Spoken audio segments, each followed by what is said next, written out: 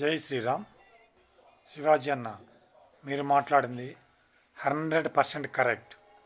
మీరేం చెడు మాట్లాడాల, సామాన్యులను చెడేం కాదు. అది అర్థం కావాలంటే అలా చెప్తేనే అవుద్ది. నువ్వేం డైరెక్ట్ చెప్పలేదు కదా. ఒక పెద్ద ఆవిడ, ఒక జర్నలిస్ట్ చెప్పింది డైరెక్ట్. అది లేడీస్ వాళ్ళు మాట్లాడితే దాన్ని మనం సమర్థించకూడదు. బట్ లేడీస్ మాట్లాడితే వాళ్ళు ఏమన్నా తప్పలేదు, మనం మగవాళ్ళం అనకూడదు. కానీ నువ్వు అనలా, నువ్వు అదొక్కటి కూడా అనలేదు. సామాన్లు అదేం తప్పేం కాదు. ఇంకొక మాట చెప్పావే, మీరు ప్రకృతి లాంటి వాళ్ళ తల్లి.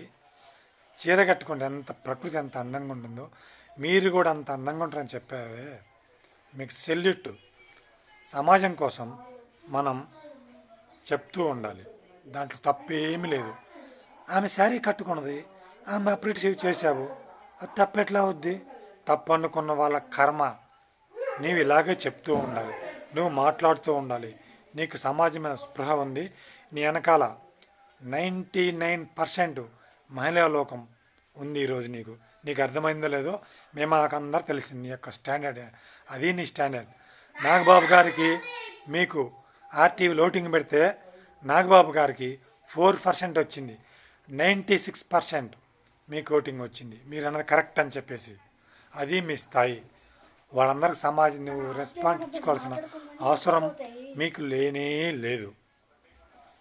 చూసారా, 96% ఎక్కడ, 4% ఎక్కడ.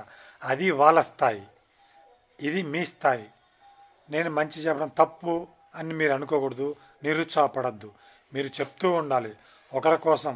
మన సంస్కృతి, మన సంప్రదాయాలు మనం ఎందుకు చెడగొట్టుకోవాలన్నా? నీ వెనకాల మేమంతా ఉన్నాం. నువ్వు మాట్లాడిన కరెక్ట్, నువ్వు మాట్లాడుతూ ఉండాలి.